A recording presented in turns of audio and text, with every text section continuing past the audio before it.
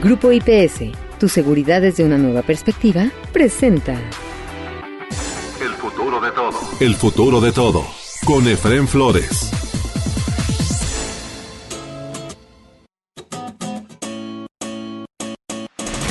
Hola, bienvenidos a El futuro de todo.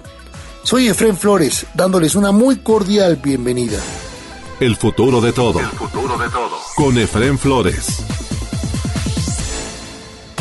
Acaba de presentarse la última semana de junio el segundo reporte nacional casa por casa de GEA e ISA.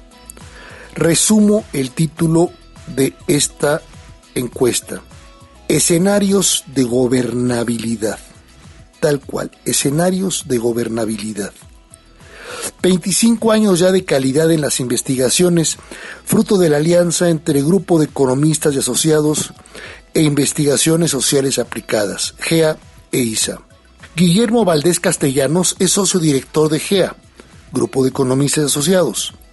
Es licenciado en Ciencias Sociales por el ITAM, autor de innumerables libros de investigación, análisis sobre seguridad nacional, seguridad regional, narcotráfico y muchos más, impresos y en línea.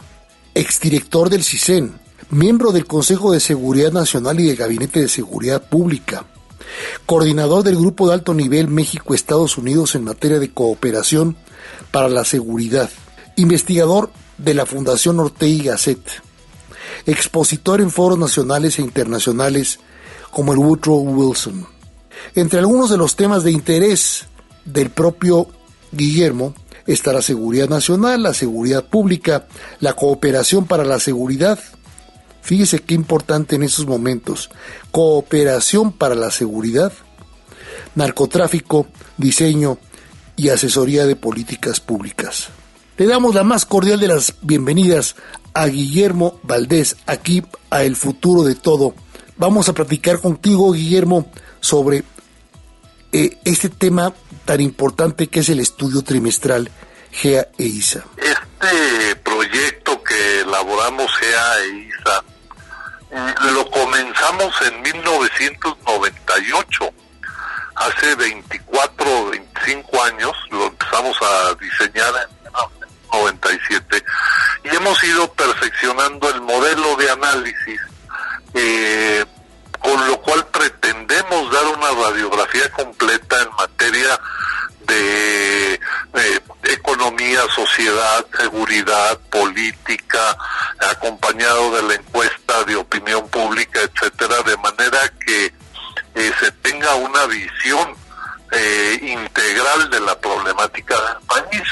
Y dentro de esto, lo que tú mencionas es realmente importante, porque hemos visto en el caso, para entrar al tema de la vinculación entre economía y seguridad,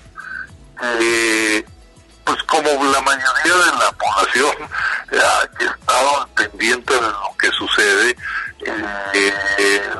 los niveles de inseguridad y violencia en este gobierno son muy elevados. No ha sido eficaz la política del presidente López Obrador, y esta permisividad en que se ha traducido la política ya conocida como la de los abrazos y no balazos, ha hecho que el crimen organizado extienda o incremente una de las dos lógicas con la que actúa. Me explico. Las organizaciones criminales son, haz de cuenta, empresas dedicadas a los mercados ilegales, a tratar de generar ingresos para ellos, rentas que les llaman los economistas, a costa de la sociedad, quitándole a la sociedad su dinero. Entonces, para que esto sea posible a gran escala, o sea que, por ejemplo, haya una industria enorme de la extorsión, tú necesitas una enorme permisividad del Estado que no los persiga. Y también necesitas a veces protección policíaca, o sea, de comprar policías para que pues no los persigan, o para que les pasen información, o para que incluso la policía proteja a los criminales. Entonces, la lógica criminal de las actividades económicas ha impactado a la economía de una manera impresionante en lo que va de este sexenio, gracias a esa política poco eficaz del gobierno de combatirlos. Y para eso te doy algunos datos. Por ejemplo, la extorsión, que es uno de los delitos más frecuentes ahora, ha tenido un crecimiento impresionante. En 2017, según una encuesta que levanta el INEGI sobre la victimización en las empresas, descubrió que en 2017 1,150 de cada 10,000 empresas, o sea, casi el 12%, 11.5% de las empresas sufrían extorsión. Ya en el primer año del gobierno del presidente López Obrador, según esta misma encuesta, había 18% de empresas sometidas a extorsión. O sea, había aumentado 58% la extorsión en el primer año del gobierno del presidente López Obrador. Todavía no sale la siguiente encuesta para ver cómo ha crecido entre 2019 y 2021 la extorsión. Pero las cifras del Sistema Nacional de Seguridad nos hablan de que las denuncias de extorsión puestas ante los ministerios públicos en lo que va de este año han crecido casi el 60% en 3 meses.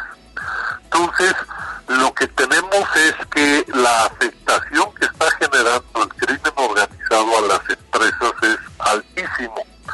En el mismo estudio que te menciono de la encuesta que levanta el INEGI a los empresarios,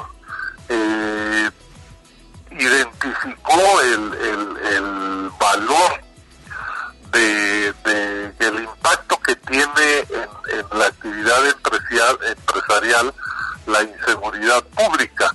Y te voy a dar la cifra. Dice que las empresas tienen un costo de 226,000 millones de pesos directo por los robos y por las extorsiones, más las medidas de seguridad que tienen que contratar. El gasto total o el costo total que tienen las empresas por temas de inseguridad asciende a 358,000 millones de pesos. ¡Qué barbaridad! Es una cifra terrible. Imagínate, y esto es para las empresas y para las familias. El costo de la inseguridad, de lo que le han robado o de los gastos, por ejemplo, que tienen que hacer para atenderse de heridas o de gastos funerarios, etcétera, el costo para las familias son 277,000 millones de pesos. Una barbaridad lo que estás diciendo. Entonces, esto sumada, las dos, te da cerca de 640,000 millones de pesos al año que gastamos, que nos cuesta a los mexicanos la inseguridad. Esto es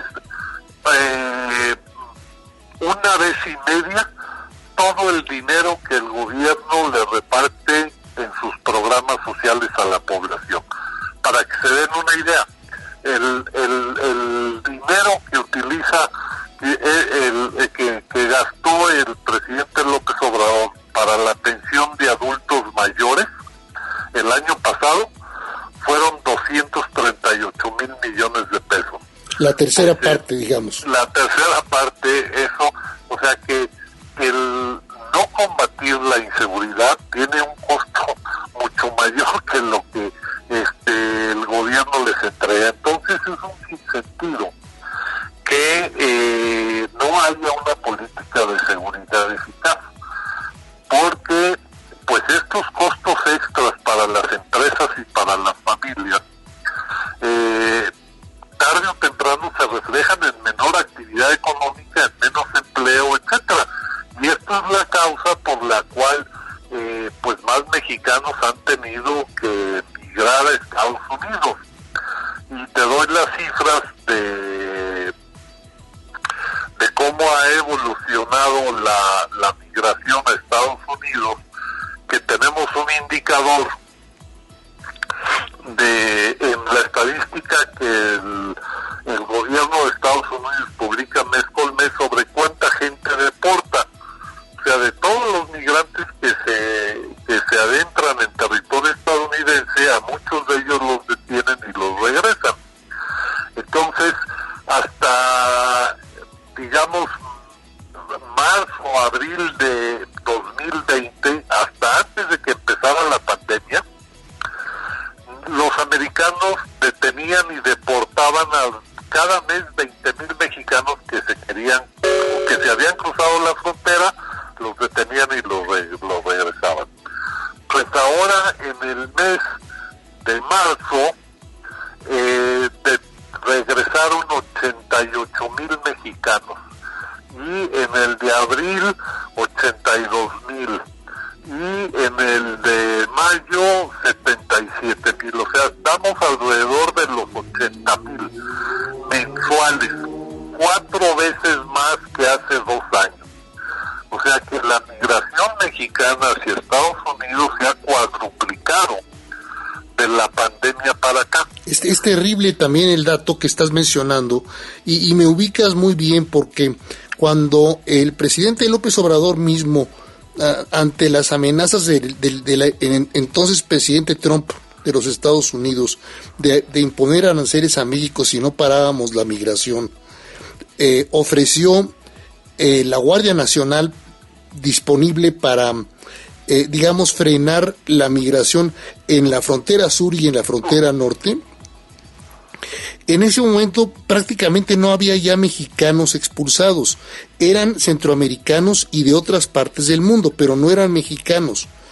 Hoy por hoy, nada más nos dimos cuenta en el tráiler terrible, donde se perdieron ya más de 50 y tantas vidas, 52 vidas, ahí cerca de San Antonio, Texas, que dejaron abandonado con muchísima gente.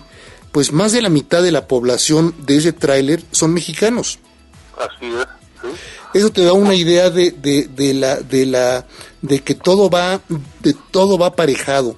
Los mexicanos desesperados huyen, no solamente por la situación económica, sino también por la inseguridad brutal, dado el embate, la violencia con la que los atestan los grupos del crimen organizado, para que escojan entre un bando u otro del narco, ¿no? Así es, no, y además, fíjate, uno de los fenómenos que, o sea, la migración mexicana a Estados Unidos, pues es histórica. O sea, desde principios del siglo XX, el siglo pasado, pues había miles de mexicanos que migraban, llegaron a un pico y empezaron a disminuir, como tú lo mencionaste hace rato, de que ya prácticamente no eran los mexicanos, sino los centroamericanos los que emigraban a Estados Unidos.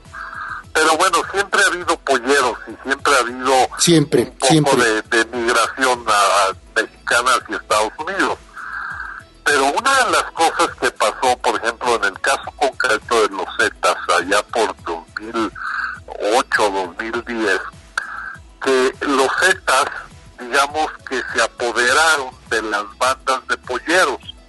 O sea, los que toda su vida se dedicaron a llevar mexicanos a Estados Unidos, los Zetas detectaban a los líderes de las organizaciones de polleros y les decían, ¿saben qué? Ahora ustedes van a trabajar para nosotros. Ustedes saben organizar este negocio, van a ser Zetas y nosotros los vamos a obligar a que hagan lo que nosotros queramos. Y entonces a los migrantes mexicanos y centroamericanos, además del cobro que les hacen para transportarlos a Estados Unidos, les van a pedir una sobrecuota de $2,000 para que los dejemos vivos. Entonces, no sé si te acuerdas de aquella matanza famosa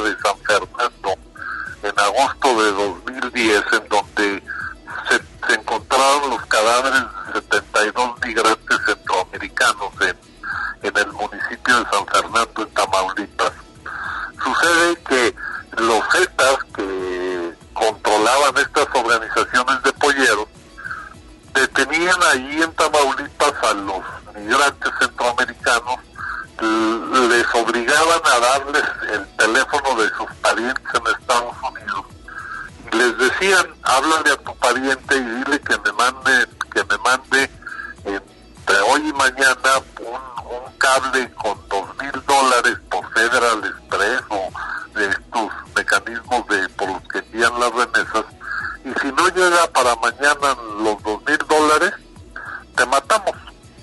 Y ese fue el caso por la que mataron a esos 72 migrantes centroamericanos en agosto de 2010. Entonces, como este es un ejemplo, el caso de la migración, de cómo se combina las condiciones de deterioro de la economía que obligan a la gente a migrar con las pésimas políticas de seguridad que permiten que estas organizaciones criminales abusen todavía más de la vulnerabilidad de los migrantes. Ahí está la palabra clave de todo lo que estás diciendo, que es importantísimo: la permisividad del Estado mexicano a los narcos y al crimen organizado. Así es, y por ejemplo, estos señores cada vez son más crueles, ¿no? No les importa meter 100 gentes en la caja de un tráiler y dejarlos a que se asfixien en una carretera o en una brecha, ¿no? O sea, es realmente increíble los niveles de crueldad y de violencia que se han tolerado y se han permitido a estas organizaciones. Es realmente para espantar a cualquiera y para que la sociedad se levantara y estuviera exigiendo un cambio radical en las políticas de seguridad. Y tú ves, Guillermo, hacia adelante, de acuerdo con los estudios que han sacado, por ejemplo, en los dos estudios, si no mal, corrígeme, los dos estudios de este año y los últimos de los dos últimos trimestres del año pasado, ¿ves alguna tendencia, alguna propensión de la sociedad a buscar el cambio, dado el Estado de Derecho y las fallas de este gobierno en aquellos compromisos que ofreció en campaña en 2017? Pues mira, afortunadamente hay iniciativas de la sociedad civil para organizarse y convocar a la sociedad civil a que se junte y proteste y sobre todo participe en las elecciones del 24 promoviendo una coalición opositora. Una de estas iniciativas de la sociedad civil ha estado anunciándose como el Frente Cívico Nacional, que está convocando a todas las organizaciones y ciudadanos a obligar a los partidos de oposición a ir en una coalición, a que tengan un candidato común electo por una primaria, con un programa de gobierno, etcétera, para que en el 2024 se pueda, a través de esta coalición opositora y de un gobierno de coalición, empezar a reconstruir lo que se ha destruido en este sexenio.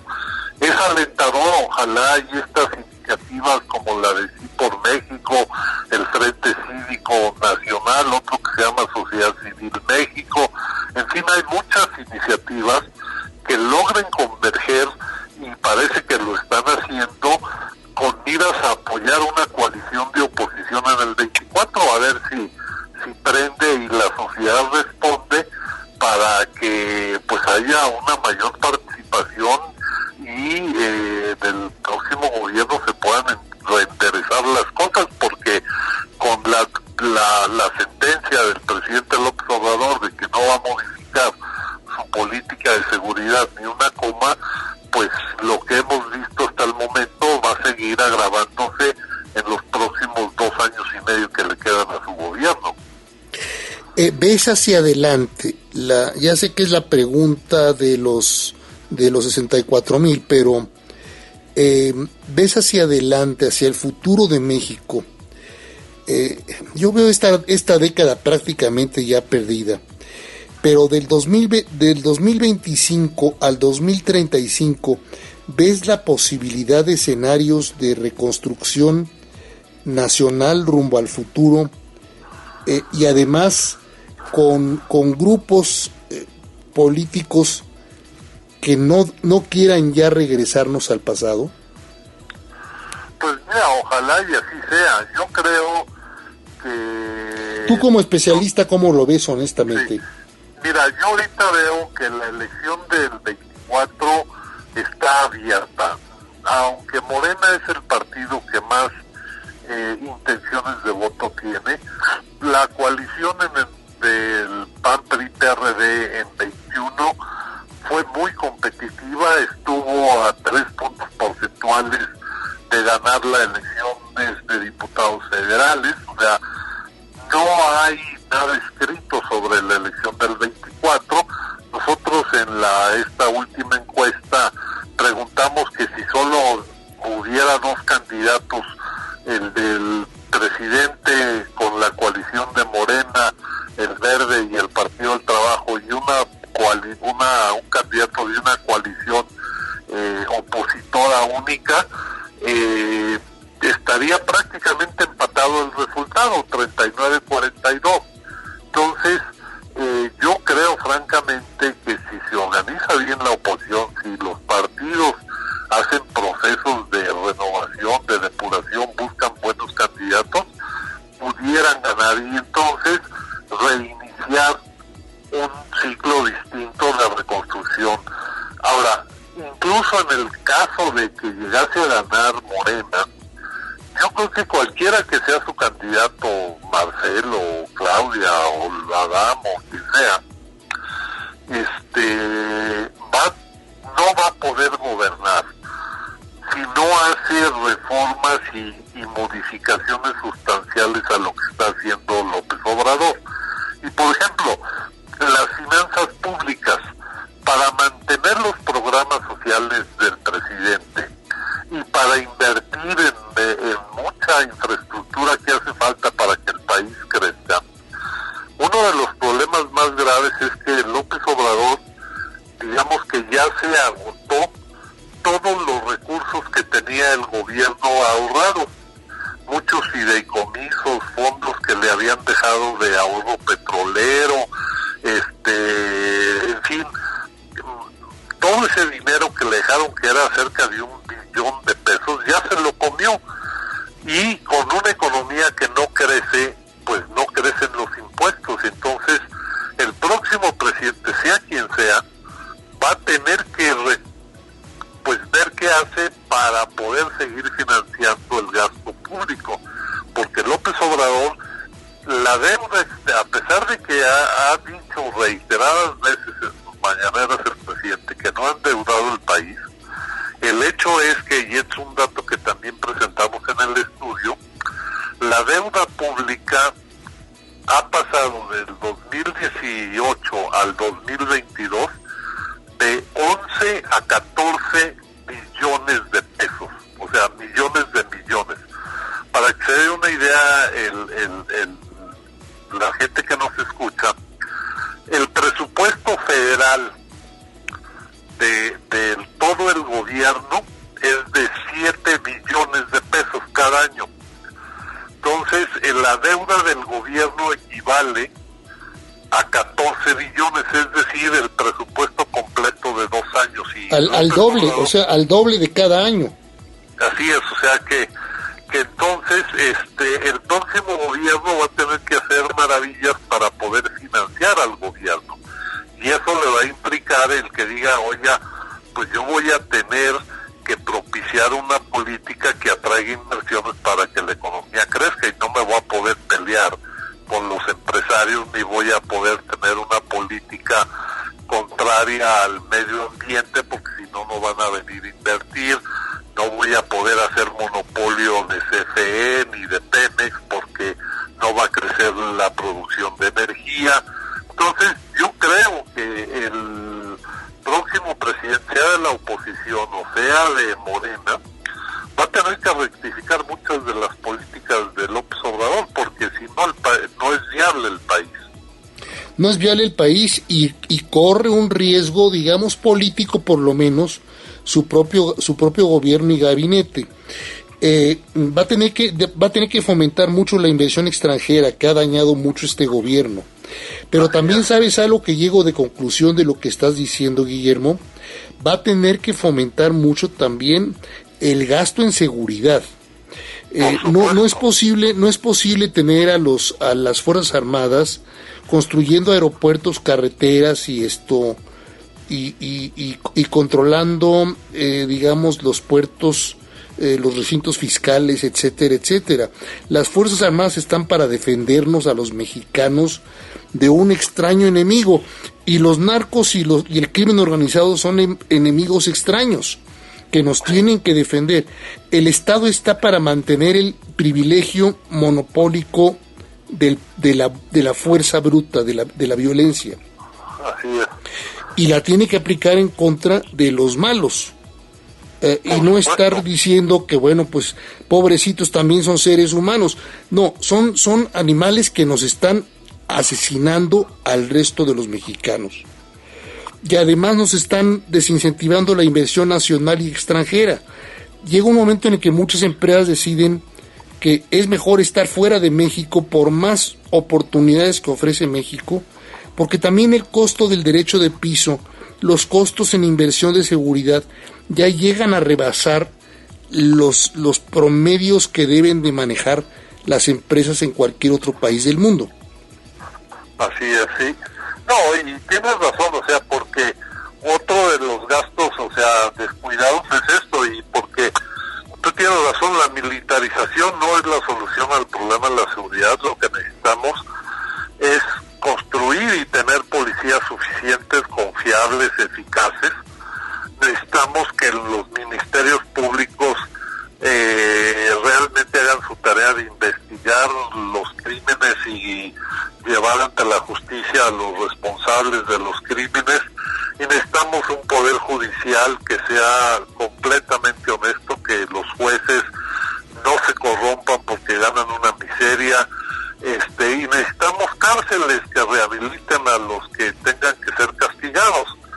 Y todo esto va a costar mucho dinero. Cuesta mucho dinero. De hecho, México gasta menos de 1% porcentual del PIB en materia de seguridad y justicia. Y Colombia, que es un país más o menos parecido a México, con un problema también grave de narcotráfico y de crimen organizado, Colombia gasta 3 veces lo que México.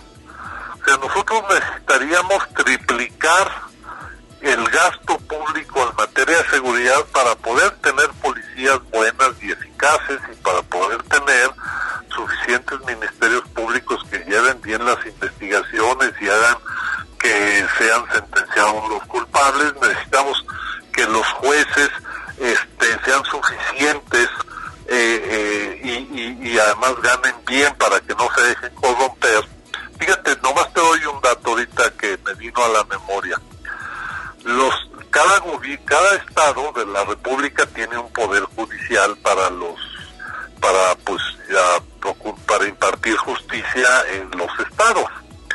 Si tú sumas el presupuesto de todos los 32 poderes judiciales estatales, desde Aguascalientes hasta Zacatecas, pasando por el de la Ciudad de México, Jalisco, Nuevo León, etcétera, y sumas el presupuesto de todos los poderes judiciales, son menos que lo que tiene el presupuesto del Poder Judicial de la Federación. O sea que es una miseria. Entonces, en los estados los jueces no ganan bien, hay poquititos jueces, los juzgados están atascados de trabajo, hay miles de gente encarcelada sin sentencia. O sea, es una tragedia la procuración y la impartición de justicia en México porque no hay recursos.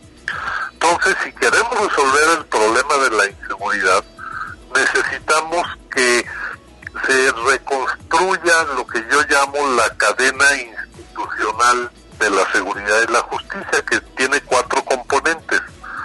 Policías, o sea, las policías que prevengan y que persigan que prevengan la inseguridad y que persigan investigan a los criminales. Si tú tienes buenas policías, vas a reducir delitos, pero también vas a poder atrapar a muchos delincuentes. Pero ¿qué pasa si la policía detiene a los delincuentes? Porque luego pasan al Ministerio Público, que tiene que armar un expediente para frente al juez decirle, mire, señor, cometió este delito y estas son las pruebas. Pero si el Ministerio Público no investiga y no tiene las pruebas suficientes, pues el juez dice, yo no puedo encarcelar a esta persona. Entonces, si no hay ministerios públicos bien preparados, capaces de hacer esas investigaciones, por más que tengas una policía buena, de poco te sirve porque el Ministerio Público no funciona. Entonces, segunda parte de la cadena institucional es tú necesitas, además de policías confiables, honestos, suficientes, ministerios públicos con capacidades de investigación y de armar expedientes judiciales para que los presuntos culpables de los delitos sean condenados por un juez. Ok, vamos a suponer que tienes buenas policías y buenos ministerios públicos, y luego llegas a los juzgados y el juez no tiene tiempo, se corrompió o tiene 3,000 asuntos antes del tuyo, y entonces no hay justicia pronta y expedita. Y agregaría lo que dices tú, o tiene pánico de encarcelar a esa persona. Y entonces también necesitas fortalecer a los poderes judiciales. Por supuesto. Porque ya tienes buenos policías, tienes buenos ministerios públicos, tienes buenos juzgados y buenos jueces, y luego mandas al criminal a la cárcel, y las cárceles son universidades del crimen. Entonces, en vez de rehabilitar a la persona, lo gradúas en violencia y en criminalidad, y sale a cometer delitos al por mayor. Inclusive a lo mejor sale a lo mejor ya contratado por las bandas de crimen organizado. Sí. Entonces también tienes que reformar las cárceles. Entonces esa es la cadena institucional que tienes que reconstruir: policías, ministerios públicos, poderes judiciales y sistema carcelario. Y rehacer esas 4 instituciones nos va a llevar mucho dinero, por lo menos triplicar el presupuesto, no de golpe de un día para otro, pero sí en un proceso de unos 5 o 10 años para poder hacer nuestra tarea y estar en condiciones de reducir la inseguridad. ¿Cuál es la reflexión final de Guillermo Valdés en esta conversación? 20 segundos y regresamos con ustedes aquí a El Futuro de Todo. ¿Te preocupa tu seguridad o la de tu empresa? ¿Necesitas oficiales de seguridad, protección ejecutiva, monitoreo personal o vehicular? No te preocupes. Con Grupo IPS, empresa mexicana en seguridad privada, tu seguridad desde una nueva perspectiva tiene lo que necesitas. Además, son especialistas en alarmas y seguridad electrónica. GrupoIPSMexico.com. El futuro de todo. El futuro de todo. Con Efrén Flores. Continuamos en El Futuro de Todo. Soy Efrén Flores, dándoles el más cordial de los saludos. Vamos al final de esta charla con Guillermo Valdés a propósito del segundo estudio trimestral a nivel nacional presencial GEA e ISA. Digamos que si usted es tomador de decisiones, inversionista, empresario, ciudadano, aspiracionista, el tono final de Guillermo Valdés es tajante. Yo creo que se tiene que entender que no puede haber un crecimiento económico sostenido y elevado sin Estado de Derecho. O sea, es una condición necesaria para que las empresas puedan generar más riqueza y crear empleos bien pagados. Que tú como empresario tengas claridad de que las reglas no se van a cambiar al antojo del presidente, y que las reglas, si alguien viola las leyes, incluyendo los políticos y los partidos, etcétera, se va a aplicar la ley, y que si hay malandrines que quieran extorsionarme, yo voy y los denuncio y los atrapan y me protegen. O sea, todas esas condiciones es lo que llamamos Estado de Derecho, que haya instituciones que apliquen la ley y que a quien la viola pues se le castigue. Entonces, si queremos dejar de exportar migrantes, si queremos que las empresas crean empleos, si queremos que los trabajadores no les roben su quincena a la salida de la empresa, si queremos que no los asalten en el Bravo, exactamente. Impactante información, ¿verdad? Nada está decidido para el 2023, mucho menos para el 2024. Lo importante es que la sociedad aterrice en las necesidades de los ciudadanos, sus hijos y demás descendientes, comunidades, para que tengan movilidad, inclusión y aspiren a un mejor futuro de todo, para ellos, para nuestro país. Tiene la madurez, la visión, la sociedad mexicana para luchar, votar por esa visión futuro, por ese México en reconstrucción entre 2025 y 2035, para avanzar rumbo a la sociedad del conocimiento. ¿Tendrá la capacidad para exigir y vigilar que los gobernantes garanticen ese Estado de Derecho sin el cual es imposible aspirar al progreso, a la educación, la salud y a la misma sociedad del conocimiento? Estado de Derecho, ya nos dice Guillermo Valdés, demanda 4 herramientas, no lo olvidemos, 4 herramientas: policías, ministerios, jueces, sistema carcelario.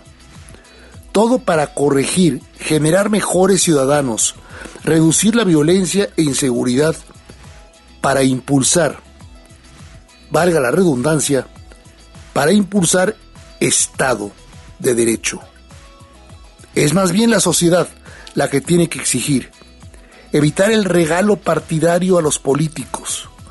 Nosotros los mexicanos somos quienes tenemos que construir nuestras libertades, nuestra democracia, nuestra república, el progreso, construir todo un andamiaje robusto rumbo a una sociedad del conocimiento.